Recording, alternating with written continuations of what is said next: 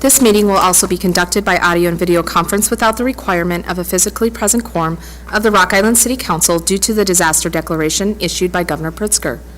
Because of this order related to COVID-19 health concerns affecting the state and the city, the mayor has determined that an in-person meeting at City Hall with all participants may not be practical or prudent.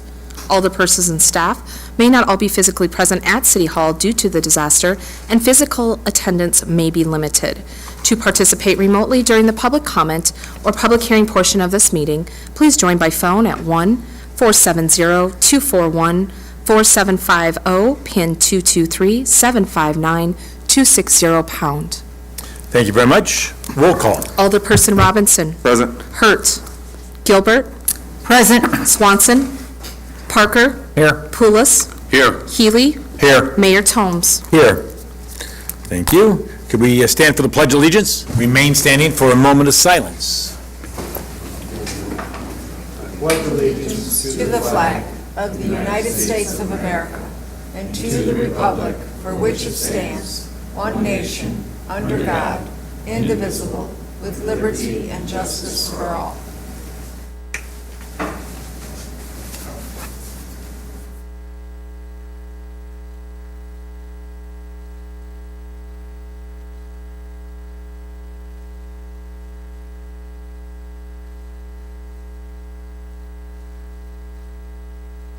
Thank you very much.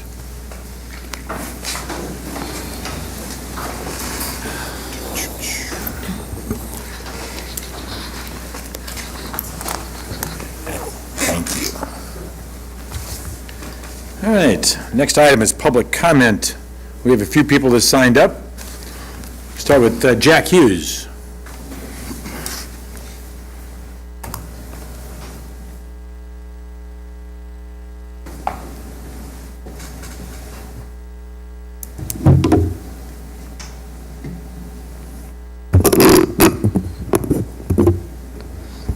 Hi, everyone.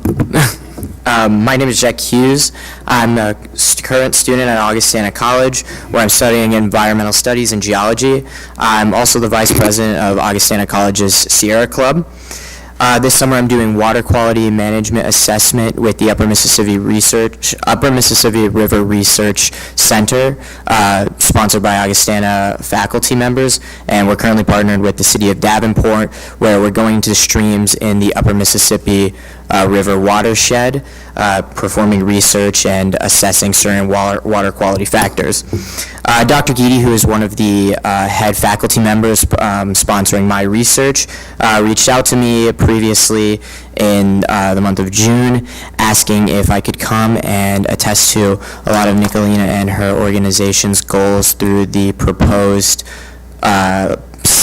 disposable bag ban ordinance. And through reading information provided by Nicolina, imposing a 7% or a 7-cent tax on all disposable bags offers nothing but benefits for the city, with the city potentially seeking to gain 5 cents for every bag used would allow the city to collect on average $18.25 for people maintaining the current use of disposable bags.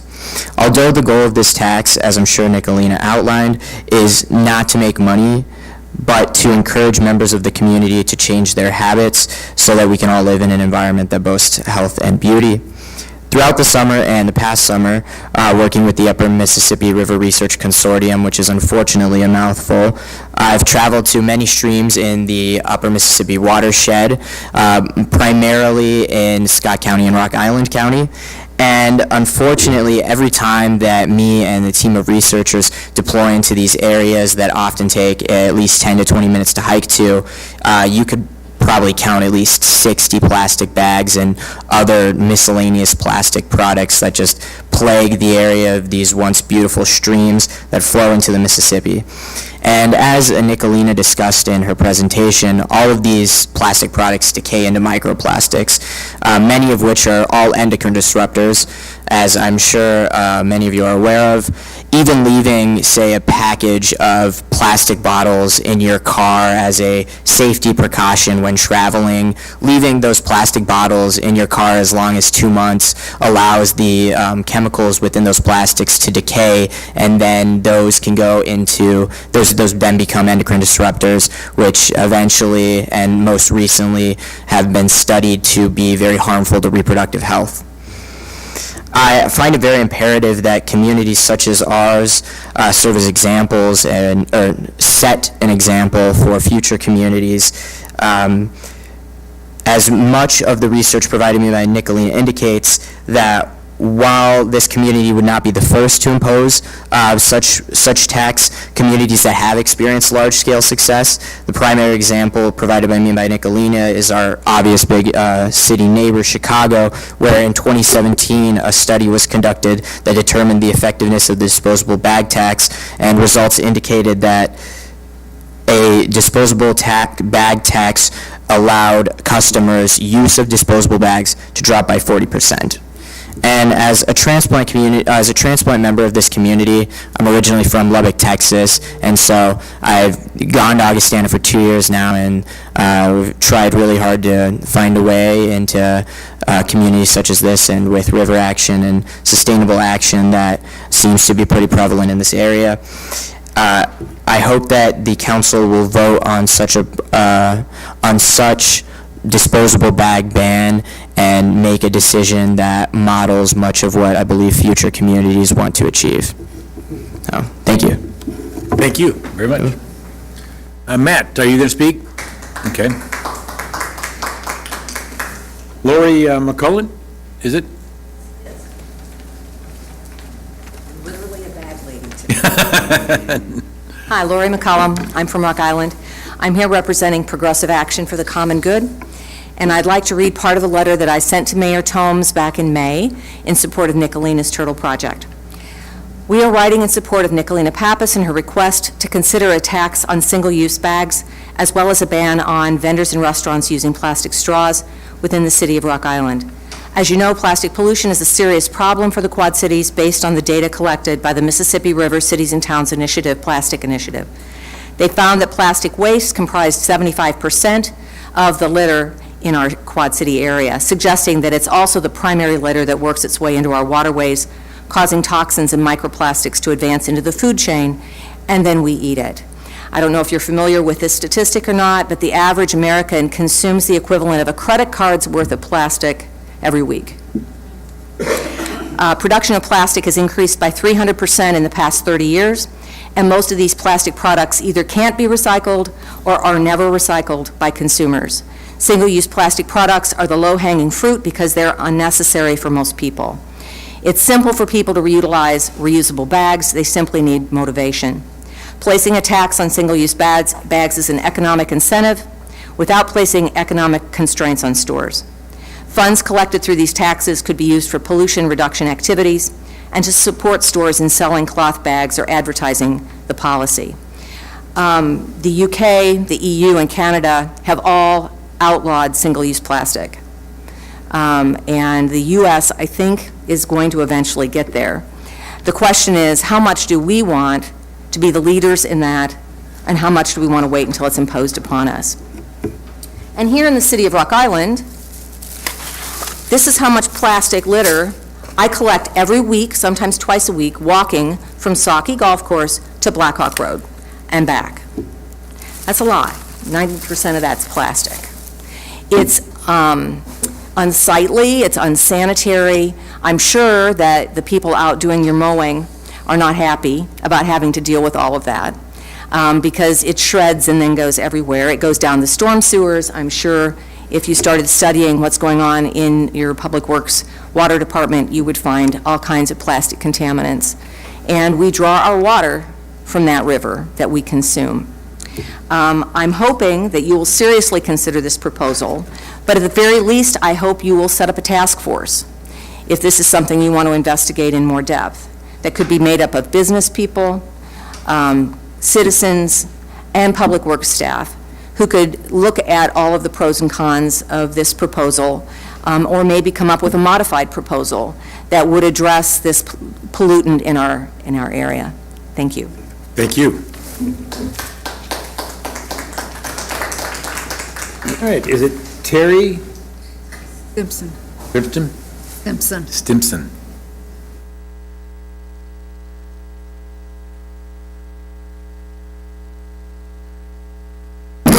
Good evening. I'm Terry Stimson, a Rock Island resident, and I'm actually here on behalf of the Sisters of St. Benedict, St. Mary's Monastery. They've asked if I could represent them in giving support to Nicolina. I'm not here to provide you with any facts because Jack and Lori and Nicolina have done that in a very exemplary way, but I am here to let you know that as a resident of Rock Island and as someone who was very active in seeing a ban on leaf burning and an ordinance for pooper scooper pickup for the city of Rock Island.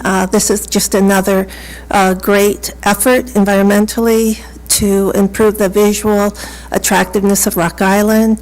And I'm motivated. The sisters who are very environmentally conscious are very motivated to get behind this ordinance. So that's my comments for you to consider. Thank you. Thank you. Tom Sparkman.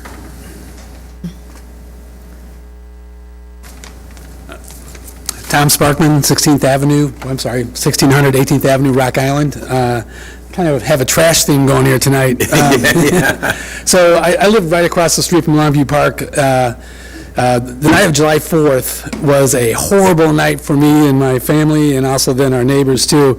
It was like, to me, I've had bad experiences with fireworks before in that area there, but this was unprecedented.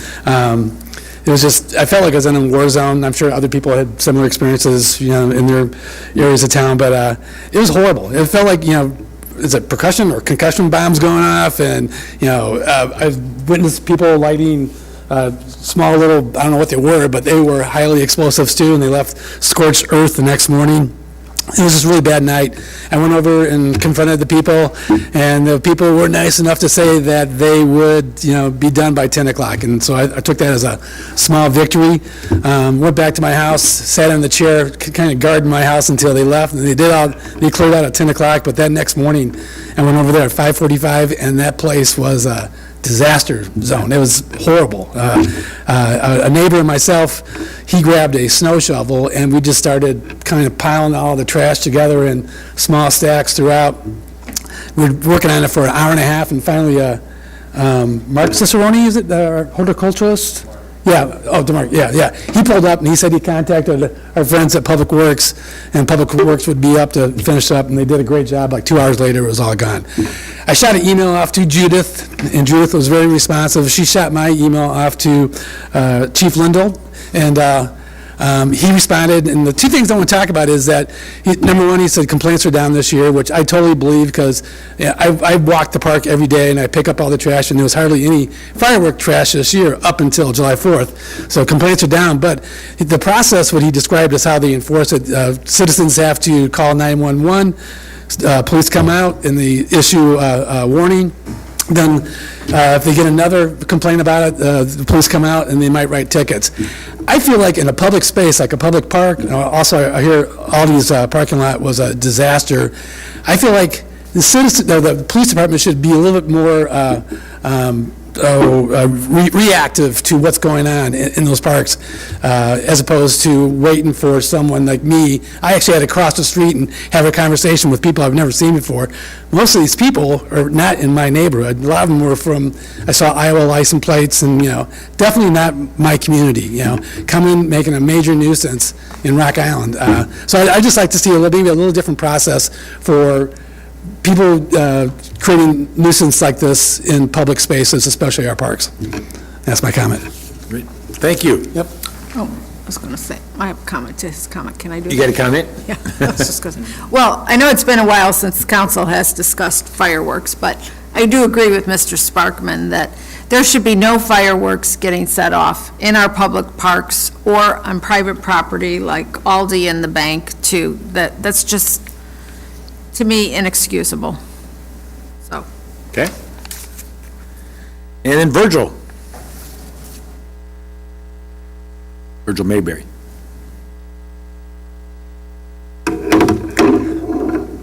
Hello to the mayor and the people at the round table, half round table. My name is Virgil Mayberry. I live on 22nd Avenue between 5th and 9th Street, which is one continuous block. And it's the only continuous block in the city of Rock Island that does not have sidewalks on either side and only an alley on one side. So where do our children play at? In the street. We've had various accidents over the years there where cars have been sideswiped and hit and fire hydrants knocked completely off, and jaws of life have had to be used to get the people out of these vehicles. It just happened it was at night. If it was during the day, it could have killed somebody. We have a lady that has screamed at these, and it's not all kids flying up and down these streets, for them to slow down. They slowed down, turned around, and came back and shot her. This ain't supposed to be happening. When I sit at this council, I propose putting speed bumps on 22nd Avenue. At that time, money, too expensive, we couldn't do it. Well, what's a child or person's life worth? I would like Public Works or engineering or whoever to look into it and see if we cannot install 2 or 3 speed bumps on 22nd Avenue between 5th Street and 9th Street. I'm not talking about no other streets in town. If other people need it on their streets, they need to come down here and talk about it. I'm talking for my neighborhood. I have talked to Randy about it. As we know, he isn't here tonight. He's aware, and he said he supports it. But before, they said the drivers in the wintertime would tear up the snow plows. Okay? That ain't true. These drivers are very well educated, and it's hydraulics, and I have talked to some of them, and they're in agreement with it. They hit the button, the plow comes up. Most of the plows have rubber on the bottom, so they're not going to tear up the street. I will leave a copy of this here, and I would like for the city to look into it as far as that, because sooner or later, somebody's going to get seriously injured or eliminated. Thank you. Are there any questions of me? Well, I don't have to stay down here, so I'm going home.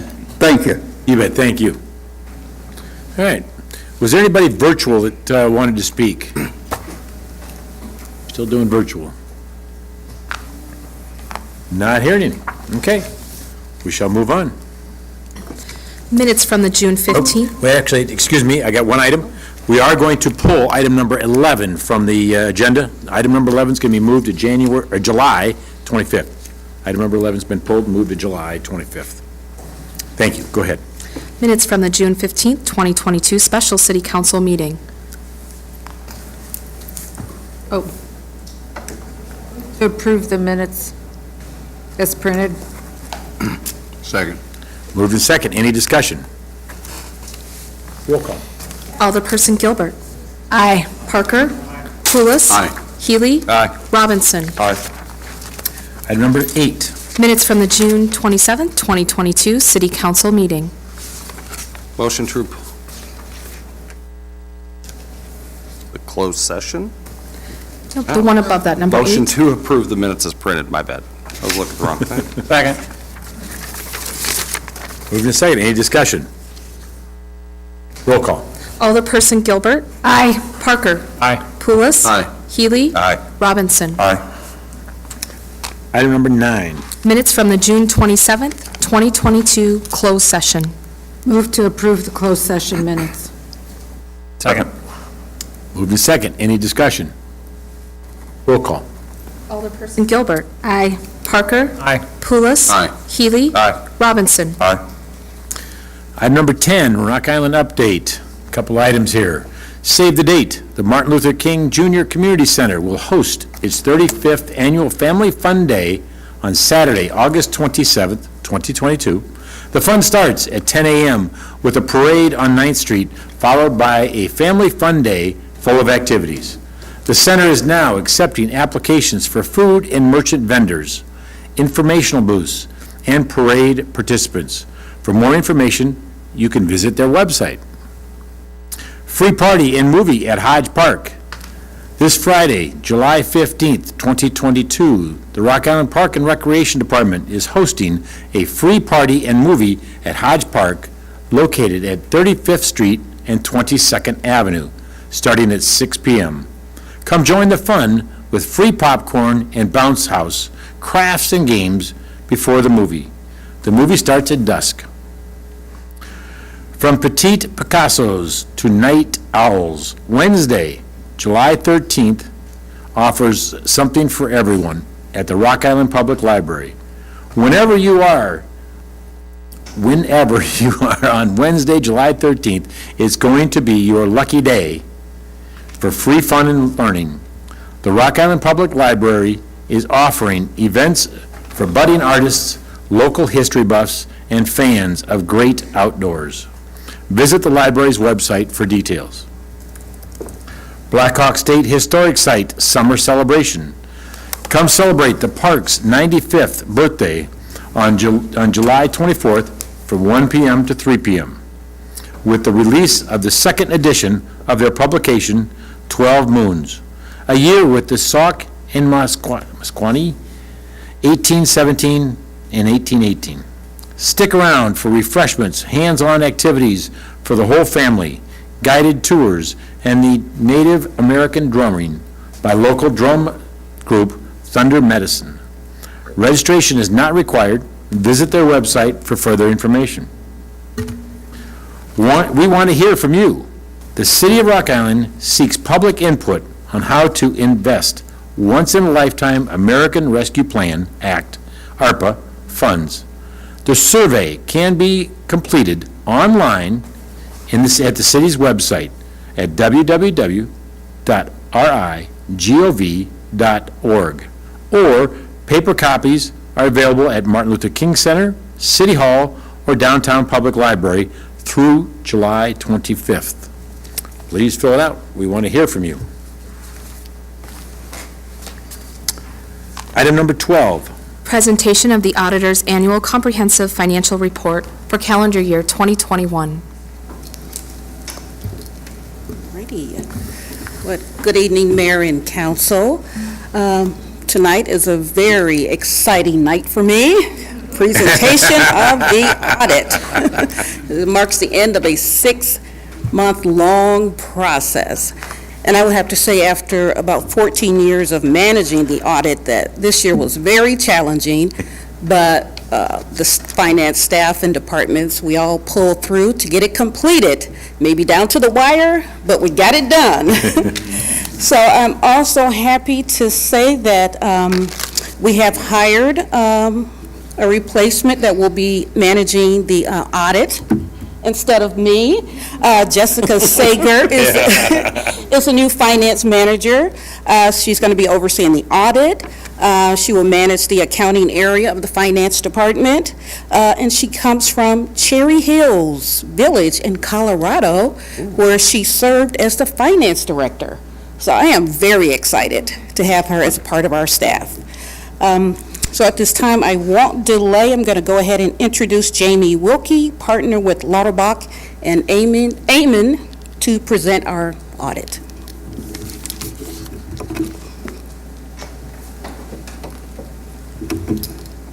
Thank you, Linda. Good evening.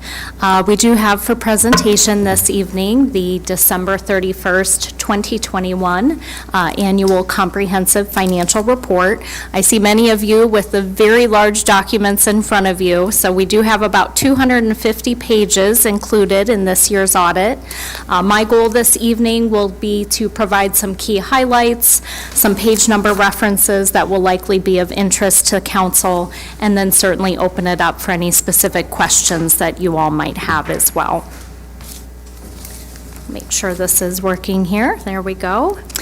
So first of all, I do want to thank Linda and her team. I know she said we were kind of down to the wire, but certainly the city has gone through transition this past year within Finance Department. The staff is always a pleasure to work with. They're always cooperative in providing all of the necessary documents we need to fulfill our obligations as part of the audit. So I certainly want to take the opportunity this evening to make sure the council is aware of what a clean audit package the staff has provided. We did issue what we call an unmodified opinion, which is in fact the highest level opinion that the city can obtain. So certainly want to thank the team for all of their efforts this year. I do also want to point out that the city earned the Certificate of Achievement for Excellence in Financial Reporting. That is for last fiscal year. You will see a copy of that award provided within the introductory section of the document itself. Just want to explain briefly that program. That is another independent review of the annual audit, which is conducted by the Government Finance Officers Association. They have deemed this program the highest level financial reporting that any government entity can undertake each year. So certainly kudos to the city and the finance staff for their efforts in obtaining that award for last fiscal year. We will again be submitting this year's audit document to the program, obviously anticipating receipt of that award. I also want to point out this evening, we had no internal control related findings. So when we talk about a clean audit opinion, this is the best you could have. An unmodified opinion with no internal control findings. So again, kudos to the finance team. We did issue one new change for this year, and that is in our management letter communication. We have an upcoming Governmental Accounting Standards, or GASB, pronouncement that will affect next fiscal year's audit. That is GASB 87, related to how the city reports lease obligations and lease assets, basically providing balance sheet disclosure of those items, which traditionally right now we only report the revenue or expense side of that transaction. So certainly a little bit of a different approach for reporting leases, and we will be working with the staff here internally to make sure that that is implemented for next fiscal year. So as we go through, I just want to provide a few page number references. Number one, to talk about the goal of the financial statement audit each year before we kind of head into the document. So Illinois state statute does dictate that the city undertake an independent audit within 6 months of the close of the fiscal year. When we are engaged to come in, we have two primary goals each fiscal year with the staff. Number one, to ensure that the financial statements are materially correct, meaning the balances provided and ultimately disclosed in your audit are in fact accurate. Number two, we are required to assess the overall internal control environment. So while you will not find an actual opinion on the city's internal controls, we are required to take pretty intense review of the internal control environment. That involves reviewing process, procedures, actually walking through transactions from start to finish, third-party confirmations of material balances. And so certainly if there were any red flags, areas of concern, we would have to communicate those this evening. And as I previously indicated, we had no such findings that were deemed material weaknesses or significant deficiencies. I do want to point out just a few of those page number references, so we will be walking through the large bound document. Page 3 starts the beginning of what we call our transmittal letter. This letter is always of interest, I think, to council because it really kind of provides the non-financial background for the city. Things related to major initiatives, the local economy, some of those kind of outside influences that might impact the financial results for the fiscal year. As you continue then to page 10 of the document, you'll find a copy of that Certificate of Achievement for Excellence in Financial Reporting. Again, that is for the December 31st, 2020 fiscal year end. As you continue a few more pages, page 13 starts the independent auditor's opinion. The very first part of page 13 provides our actual opinions. And you'll see that we have indicated that the financial statements as presented are in fact materially correct. That is what we call an unmodified or clean audit opinion. Now it's not going to work. Oh, there we go, little delay. Just a few more pages then, probably one of the most important sections of the document from council's perspective begins on page 16. It's called the Management's Discussion and Analysis section. We treat this as really the executive summary to the audit document. 250 pages is a lot to digest. So this section really is intended to highlight some of the key transactions and trends for the fiscal year. You'll find discussion on overall results, long-term debt, capital asset activity, really kind of a wealth of information that is condensed into a handful of pages within the document that's a little bit easier to digest than some of the detailed financial statements that you'll find starting on page 30 of the report. So page 30, going basically all the way to page 216, provides the detailed financial statements as well as the notes to the financial statements, so all those supporting schedules for the significant balances and transactions, as well as our required supplementary information, which includes a lot of the pension-related required disclosures. So then that will lead you to page 216. I know we're doing kind of a Cliff Notes version here tonight, which starts our statistical section. I do always like to point out this section to council. There's really a wealth of information at the back of the report. As you kind of make your way through those schedules, you'll find all kinds of 10-year trend information for the city that is provided within this part of the document, starting with financial results for the last 10 fiscal years. As you continue through those schedules, you'll find information on property tax history, long-term debt history, operating indicators, number of full-time employees, for example. So really a wealth of historical information that is nice to have in conjunction with the review of that executive summary each year. I did want to point out just a very high-level result for the fiscal year. Each year, we try to provide the high-level results for the general fund. So this is unassigned or available fund balance for the general fund for the last 4 fiscal years.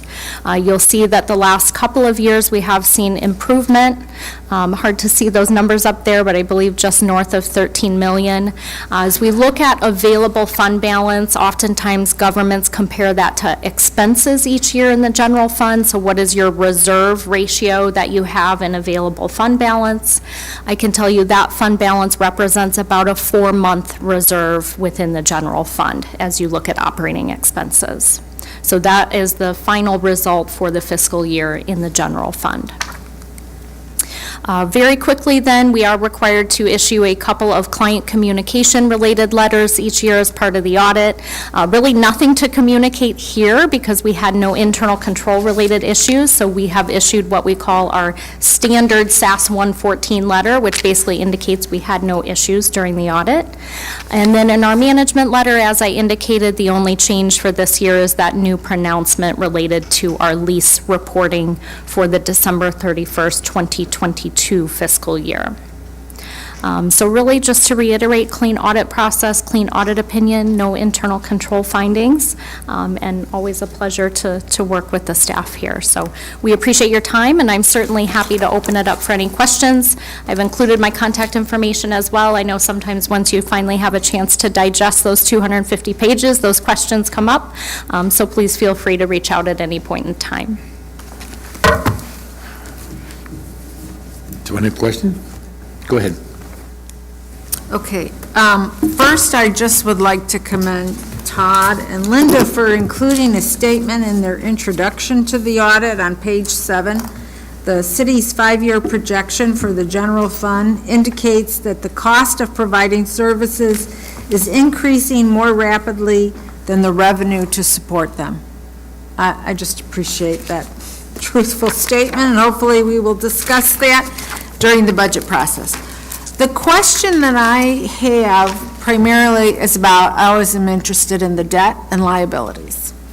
So on page 19, it's got long-term debt of like 340.6 million, other liabilities 33 million, for a total debt and liabilities of 374 million. But then on page, if I go back to like page 100 where it starts breaking down the pension liabilities, so our IMRF pension liability is almost $17 million. On page 105, the police pension liability is like 92.6 million.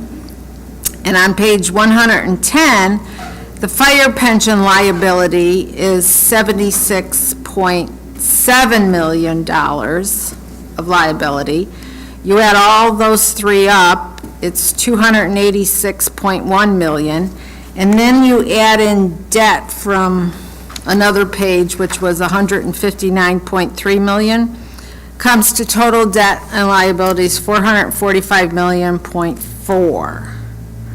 So I guess I was having a problem where I see like, in one area, I see one listing of long-term or debt and liabilities.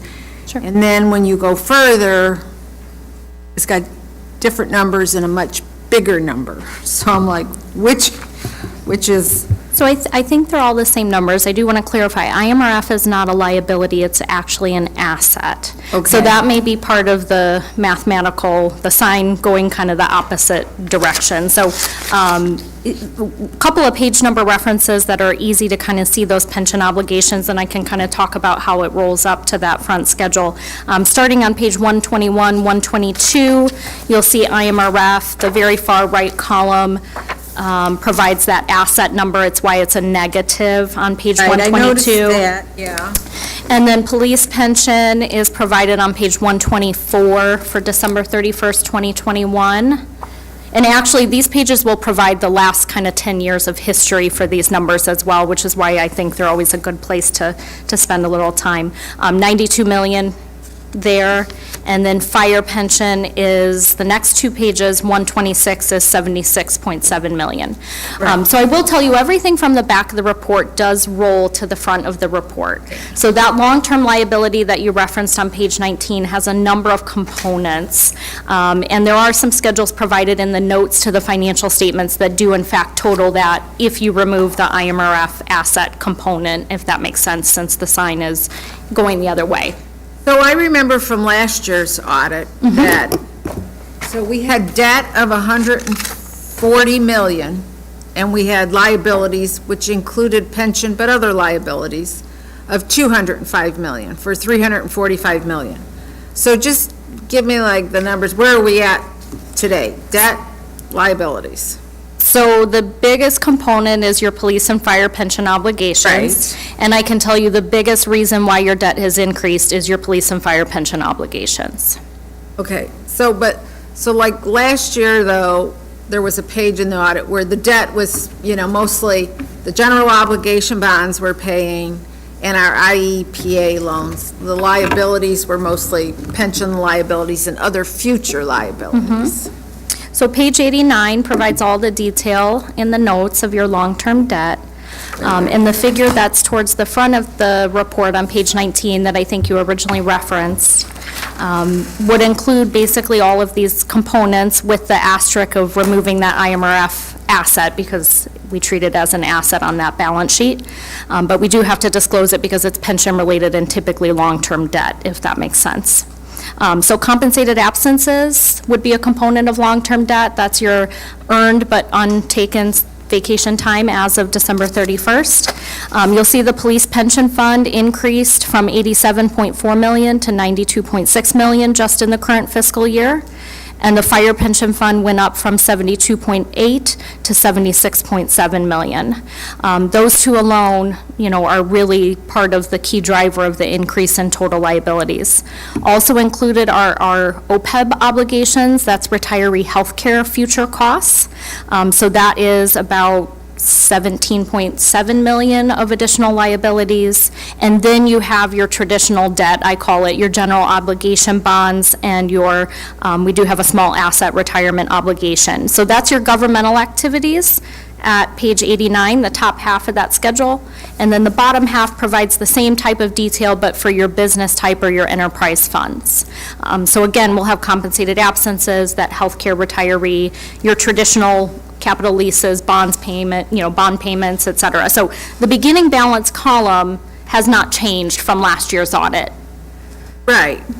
Correct. No, I just want to know the breakdown. Debt, in terms of our general obligation bonds and our IEPA loans, liabilities, which are mostly pension. Correct. And then you also have your short-term liabilities that I think you referenced on page 19.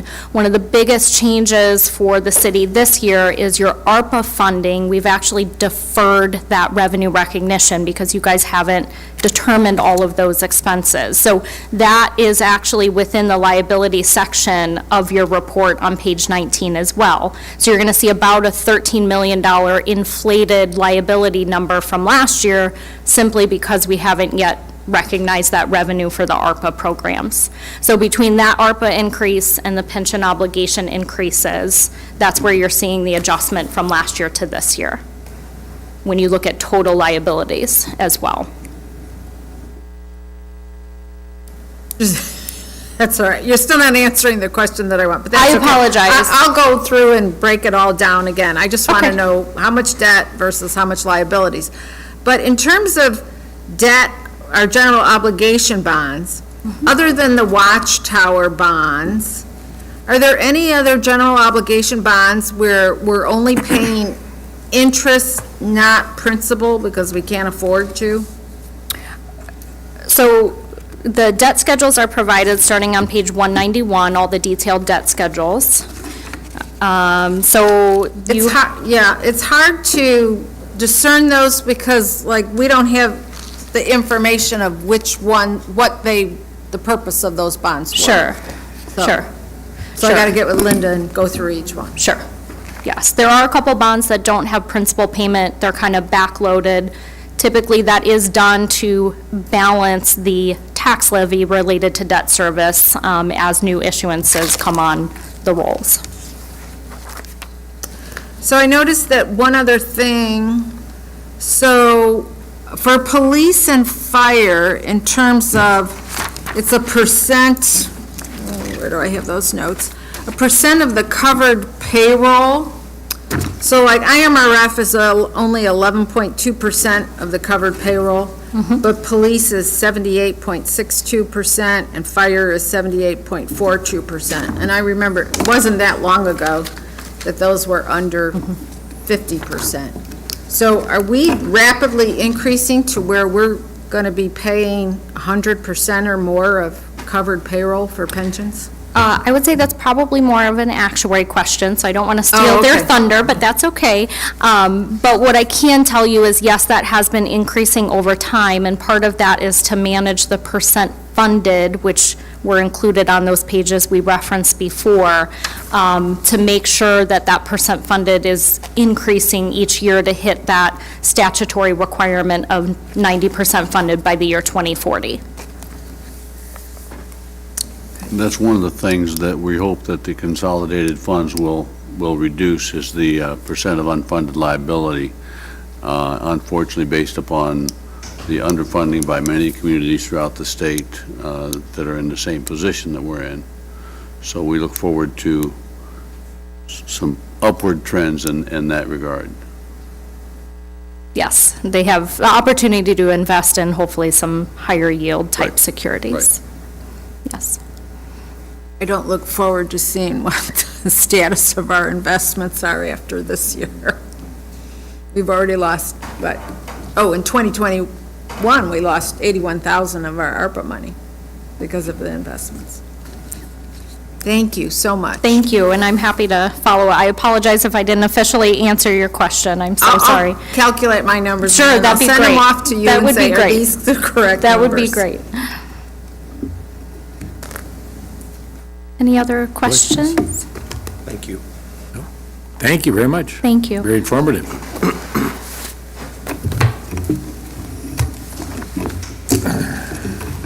Item number 13. Claims. A, report from the Human Resources Department regarding payment in the amount of $13,385.03 to David G. Morrison, City Attorney, for services rendered during the month of June 2022. B, report from the Public Works Department regarding payment number 9 in the amount of $310,000 to Johnson Controls of Moline for services provided March 1st, 2022 through May 31st, 2022. Motion to approve claim items A and B. Second. Move to second. Any discussion? Roll call. Alderperson Gilbert. Aye. Parker. Aye. Pulis. Aye. Healy. Aye. Robinson. Aye. C, report from the Public Works Department regarding payment in the amount of $57,353.30 to Langman Construction of Rock Island for an emergency sewer main repair on 39th Street and 14th Avenue. D, report from the Public Works Department regarding payment in the amount of $11,620.46 to McClintock Trucking and Excavating of Silvis for the Water Service Repair Program and Sewer Lateral Repair Program at 2519 31st Street and 1201 12th Street. Motion to approve claims items C and D. Second. Moved in second. Any discussion? I need to recuse myself due to the nature of my employment.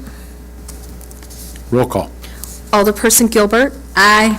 Pulis. Aye. Healy. Aye. Robinson. Aye. Item 14. Claims for the week of June 17th through June 23rd, 2022, in the amount of $602,784.22. For the weeks of June 24th through June 30th, 2022, in the amount of $1,455,037.53. Special claims for June 29th, 2022, in the amount of $211.58. And payroll for the weeks of June 13th through June 26th, 2022, in the amount of $1,667,077, and 52 cents. Move to allow claims and payroll. Second. Moved in second. Any discussion? Roll call. Alderperson Gilbert. Aye. Parker. Aye. Pulis. Aye. Healy. Aye. Robinson. Aye. Item 15. Report from the Public Works Department regarding a request to negotiate a contract with CDM Smith of Chicago for engineering services for the wastewater treatment plant's phosphorus removal feasibility study optimization plans. Move to allow the Public Works Department to negotiate a contract with CDM Smith Incorporated. Second. Moved in second. Any discussion? Roll call. Alderperson Gilbert. Aye. Parker. Aye. Pulis. Aye. Healy. Aye. Robinson. Aye. Item 16. Report from the Public Works Department regarding a lease renewal agreement with the renter of the Sunset Marina apartment. Motion to approve the lease as written and authorize the city manager to execute the lease agreement. Second. Moved and seconded. Any discussion? Roll call. Alderperson Gilbert. Aye. Parker. Aye. Pulis. Aye. Healy. Aye. Robinson. Aye. Item 17. Report from the Community and Economic Development Department regarding the sale of city-owned property located at 2517 7th Avenue, PIN 0736306009, to Jeff Conrad for $1 plus closing costs, first reading. Move to approve the sale as recommended, authorize the city manager to execute the sale agreement, suspend the rules, consider and pass the ordinance. Second. The second. Any Nice job. discussion? Thanks. Roll call. Alderperson Gilbert. Aye. Parker. Aye. Pulis. Aye. Healy. Aye. Robinson. Aye. Item 18. Report from the Community and Economic Development Department regarding the sale of city-owned property located at 1731 14th Street, PIN 0735309008, to Jennifer Freeman for $1 plus closing costs, first reading. Motion to approve the sale as recommended, authorize the city manager to execute the sales agreement, suspend the rules, and consider the ordinance. Pass the ordinance. Pass the ordinance. I knew got I was it. going to You mess it got up. it. And I even wrote it down, and I still messed it It's hard, man. Second. Moved to second. Any discussion? Roll call. Alderperson Gilbert. Aye. Parker. Aye. Pulis. Aye. Healy. Aye. Robinson. up. Aye. Item 18. Report from the Community and Economic Development Department regarding the sale of city-owned property located at 1327 6th Avenue, PIN 0735127015, to Brett Ackerland for $802.50 plus closing costs, first reading. Motion to approve the sale is recommended, authorize the city manager to execute the sales agreement, suspend the rules, and pass the ordinance. Second. No, he, You also have to include consider. Consider, suspend the rules, and pass the ordinance. Come on. Third time's the charm. moved and seconded. Any discussion? Roll call. Alderperson Gilbert. Aye. Parker. Aye. Pulis. Aye. Healy. Aye. Robinson. Aye. Item 20. Report from the Community and Economic Development Department regarding a request from Jacob Meisenbach to vacate the westerly 25th feet of the 80-foot street right-of-way of 13th Street, located to the north of 2nd Avenue, for construction of a storage structure on the property to be used for his lawn care business. First reading. Motion to approve the vacation request as recommended, that a public utilities easement be put into place for the same, and consider suspend the rules and pass the ordinance. Second. Moved and seconded. Any discussion? Lucky. Beautiful work. Alderperson Gilbert. Aye. Parker. Aye. Pulis. Aye. Healy. Aye. Robinson. Aye. Item 21. Report from the Finance Department regarding the comprehensive annual financial report and other audit documents for the fiscal year beginning January 1, 2021, and ending December 31st, 2021. Move to approve the audit documents as recommended. Second. Moved and seconded. Any discussion? Roll call. Alderperson Gilbert. Aye. Parker. Aye. Pulis. Aye. Healy. Aye. Robinson. Aye. Item 22. Report from the Finance Department and General Administration regarding an adjustment to the calendar year 2022 budget, increasing American Rescue Plan Act Fund 248 expenditures by $459,302. Approve the budget adjustment as recommended. Second.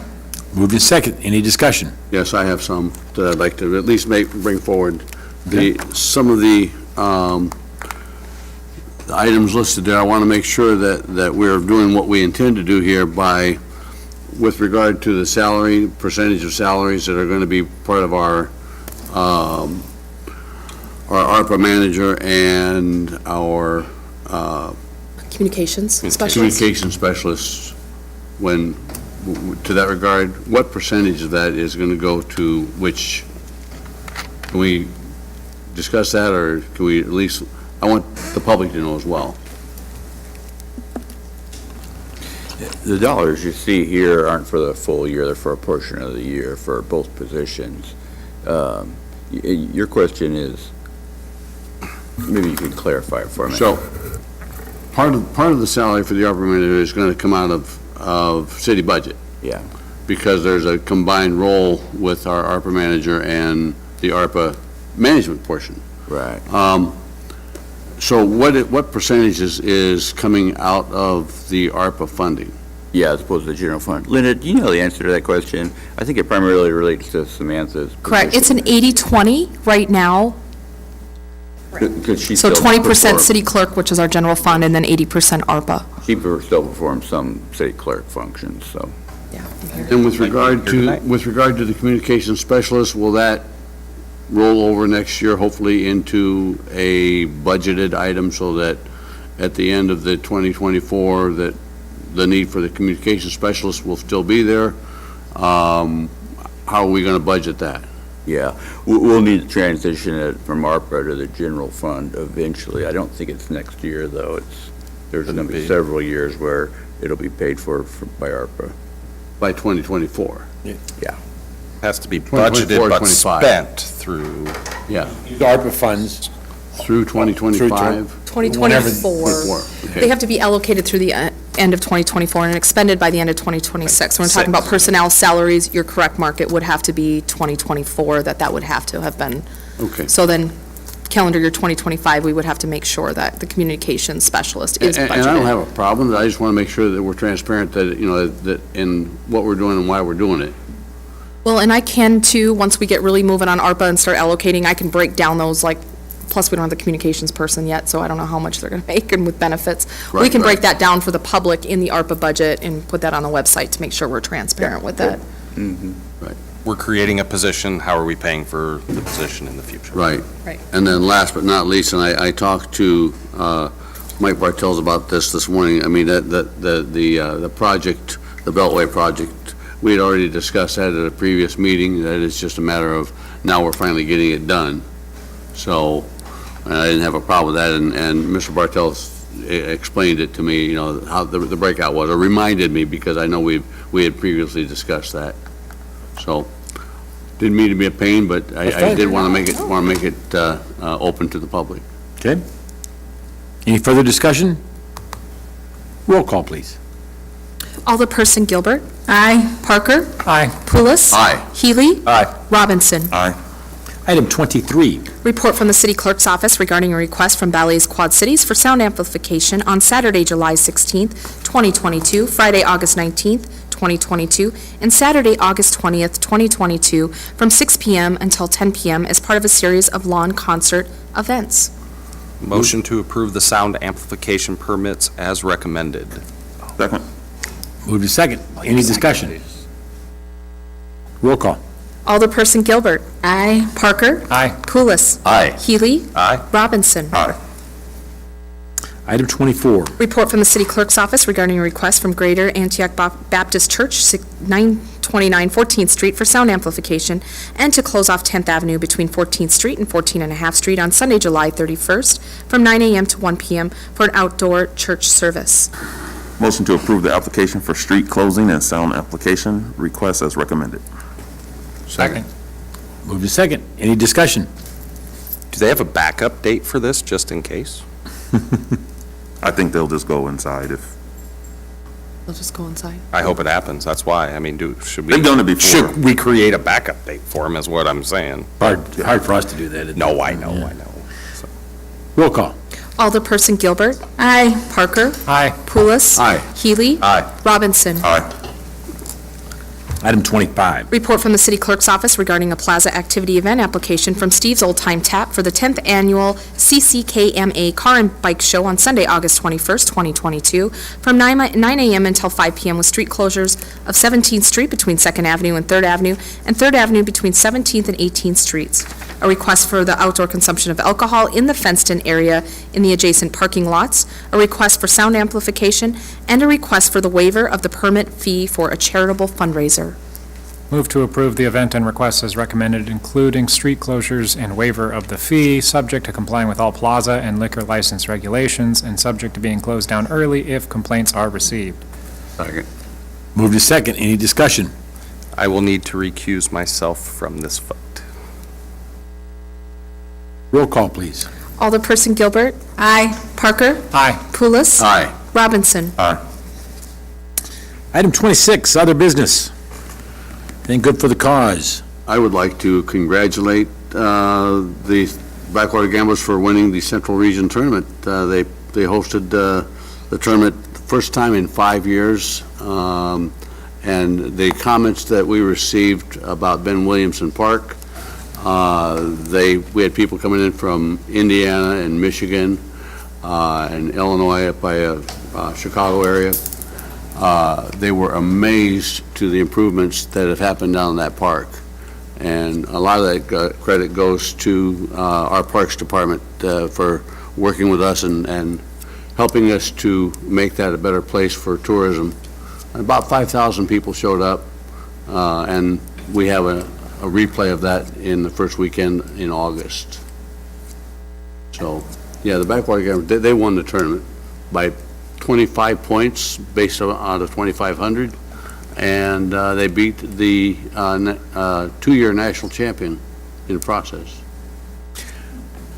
So- It's great, it's outstanding. I actually went down there both Saturday and Sunday and saw part of it, and it was great I talked to a number of people from Indiana and that sort of thing, and to watch the talent out there by itself was amazing, but great crowds, a little warm. If you're sitting in the sun, it was a little warm.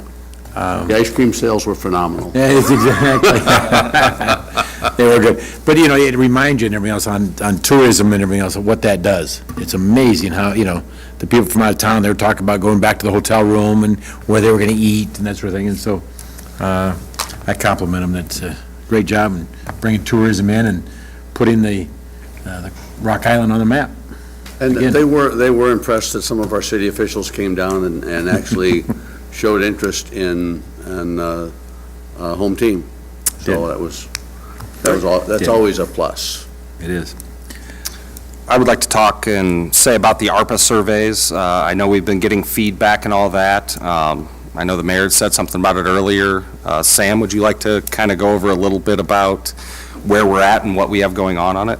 Sure, thank you for that opportunity. So we are just shy of 1,000. So great job, but I want to see more because we want to get about 30% is the number that is considered successful for survey. So we still have a ways to go, but great job, Rock Island, for voicing your opinions about how this once-in-a-lifetime investment should be spent. But we still need more people to take it and to continue to take it and not lose the momentum. I would like to say if there's anybody that has events or anything else that I can help with, I've talked to Moses and Mark both today about getting the word out, and I've also reached out to Dylan about Broadway. There's other opportunities that you guys are aware of that I may not be, please let me know. I'll be at the Lincoln Park tomorrow night for the Starlight concert series, and then there's a couple, the Chalk Art Festival also. So if you have any ideas of how to get the word out, please let me know. They've been committed. I know the 3rd of July party we had down there, Judith and Samantha were down there, had a little booth there, and wouldn't let people get by without filling it out. Everybody was from other places, it felt like, from Davenport. But then even attended a block party in one of the Randy neighborhoods, Hertz. and Yeah. I have a plan for this week to go out and actually go door to door. So I'm taking the QR codes, so I'll be throughout First Ward this Good. week and probably next week. great. And if there is we do have the option when you take the online survey, and I'm going to get, Alderman Poulos has requested the Spanish paper surveys. So there's other languages, we'd have to talk to Tim on how to do that, but I know we have our cultural liaison, Prosper, who speaks fluent in the African communities, and he is already on contract, so we can, if you guys come across anybody that you're having some language barriers, please reach out, and I would be happy to go out there. I was at Friendship Manor last week, was in a room full of, 30 people they were very, excited to take the survey, the paper survey, so please let me know. Yeah, if Prosper can do the paper translation, because I could leave them at our church, because St. Mary's has quite a few refugee parishioners, so. Okay. Same here. I can take them with me. when Yeah, I'm out. absolutely. I'll work with I've got Prosper's number, so I'll have to work with him to get that translated, but. And I think with the survey, there should be an option that you can add in on Google where you can do a translation. Translate up at the top. Yeah, I think it's just Is this a Spanish, drop Tim, down? if I'm not mistaken, not to put you on the spot, Tim Bain. Is it all of them? All the languages are there. Yeah, I was gonna say, So it's we usually just a drop down. Yep, so just the paper surveys then would be Didn't know the that, learned something new. Top right-hand side, I believe. Yep. top right-hand corner. Same here. I You learned. get on the. So, yeah, we want to reach every demographic and everybody in the city that is a stakeholder, whether you live here, you work here, you own property, you own a business, whatever the case, we want your feedback. Do you have you said 30%, but do you have a number in mind? Well, I that would you're base trying- that off of, so the households, which the census is 16,000 something. So- Households. Yes, because you don't count, I think our population actually is at 36 something. I just looked at the recent census, they have updated it and modified it. So, because that's counting, 2-year-olds, 5-year-olds, people that might not be able to take the survey because they're underage or whatever the case is. So we go off that 16,000 number, which if you think about it, 30% is still a lot. If we've got 1,000 now, we still got a few more thousand to go if we want to reach that 30% threshold. And that's my goal, whether we reach it or not, I'm not sure, but. I've been telling people, if they're over 18, fill out the survey, and then I've even said, sometimes husbands and wives might not agree on what they think the priorities are, so, each should be able to fill out the survey, You've been at my house? right? Exactly. Thank you, Sam. Yep. So I just want to throw out something to the council to see how you feel on it. I know we all have known about the electric scooters that a lot of cities have and some of them use it for alternative for transportation, some of them use it for amenity. Didn't know how we felt about seeing something out here in Rock Island or in the Quad City area. I travel a lot, so I was just in Waterloo. They're accessible there. Indianapolis, it was accessible there. Pretty much most of the major cities, and most cities have them.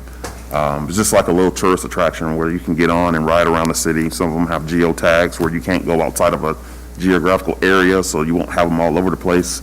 It's usually like a company that will come in, and it's a way for them to actually raise money or to earn money. It's a business for them. I don't know if Galesburg had something like that, but just wanted to get the council's thought on it. We did have bird scooters in Galesburg, and it was pretty popular, and they managed the scooters well. They had a local manager who was responsible for collecting them, and like you said, they were, on the geocoded or whatever, so they knew exactly where they were, and you could report problems. So we had a little bit of experience with it down there. It was popular with college kids, of course, and Do they still have them? yeah, they still do. They're in their second year of the program. I mean, I know I've taken them, Washington DC, I drove around, I took them in Minneapolis St. this Louis. weekend, so. In St. Louis, I did it, but obviously, I have to take a look at what liability exposure there is, hitting a pothole or a big bump in the sidewalks, and Right. there's been There's head none of injuries those. and that sort of thing, and so.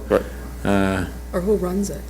Parks Oh, yeah, do Department? they- It's No, private there's company. there's companies. Private Uber company has runs it. them. Yeah, there are I know in a Miami, number of Uber companies has them. run them privately.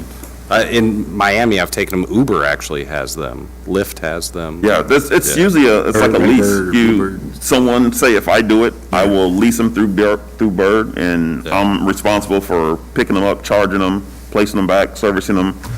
So there's a person or a business that's in charge of them. Or I don't know if the city can do that or not. That'd be great with our downtown plan. We did in there. It was age restricted and, work through the app, so you had to take a little training program and agree to the terms and conditions, and that was all run by the company. And they did have a program for people of limited means to be able to use them as well. So they had a pretty well-developed program and took pretty good care of them. You still got complaints with them, but if you did, you could report them and they'd come out and fix it, if one was sitting in the street or something like that. Is there a safety issue involved in that with regard to regular traffic? I mean, clearly they don't travel at the same speed. 50 miles an hour is the max, but they have a feature in there where you can force it to a slow zone. So, for instance, I was in Waterloo. As I went through downtown to more of a more populated area, it will only allow you to go no more than like 5 or 10 miles an hour. And then as you got out into the more open areas, it'll go back up to 15, 17. So there's features within the app that will reduce what you can do with it. But it really would not create a bigger issue than just kids riding bikes on the street. Exactly. So, We'd have to, once again, I got mixed feelings on it and everything else, because I've ridden them and enjoyed them. Right. But I've heard about accidents and head injuries and lawsuits with cities and everything else, even though they don't own them and run them and everything else, doesn't exempt yourself from potential lawsuits. Yeah, I spoke with one of the council members up in Waterloo, and they had them originally, then they got rid of them, and then they brought it back here recently. And when they brought it back, they came back with a lot more regulations and kind of like requirements for whoever is leasing it. Now it's tracked through your app on the phone, so you know exactly who's riding it at what time. ID, your driver's license is all that's recorded through the app, so they have access to who has responsibility for that particular Right. device. I could see someone up in the river. Don't, It's geotagged, so they'll know exactly where. That's exactly, and that's the other, those are minor detail, or the issues of, our bike paths you can't have a motorized vehicle on our bike paths, for example, and. Right. So we'd have to talk about those kind of things. Well, I just wanted to bring it up for No. discussion. It is. It's intriguing. I have one, once again, I just had the pleasure this morning of going into the tax layer and Spring Forward. People are familiar with Spring Forward. They had a great camp, summer camp there at tax layer, Spring Forward Dan put on, did an outstanding job. A number of different, I'll call them vendors there. Rock Island Library was there, Rock Island Police Department was there, and along with a lot of others. It was fun. The steam wheelers were helping out, doing a little fun, playing catch and that sort of thing, and with the kids. But it was great to see 700 to 800 kids in one room from the Martin Luther King Center, from Two Rivers YMCA, from Boys and Girls Club, just all around the Illinois Quad Cities, It was just a fun experience to see all these kids having a great time and learning at the same time, whether it be physical exercise, whether it be reading books, and the table full of books out there, and having opportunities, but in educational-wise, it was just a great experience. So kudos to Spring Forward, Dan, and of course, all the partners that involved, once again, helping a good number of kids have a good summer, safe summer, and learning what concept. So, just wanted to express that and let everybody know. Anything else? If not, item 27. We'll be super quick on this one, so. 5 ILCS 122C21, discussion of minutes of meetings lawfully closed under this act, whether for purposes of approval by the body of the minutes or semi-annual review of the minutes is mandated by Section 2.06. Move to go into closed session for the exception cited. Moved and second. Any discussion on it? Roll call. Alderperson Gilbert. Aye. Parker. Aye. Pulis. Aye. Healy. Aye. Robinson. Aye.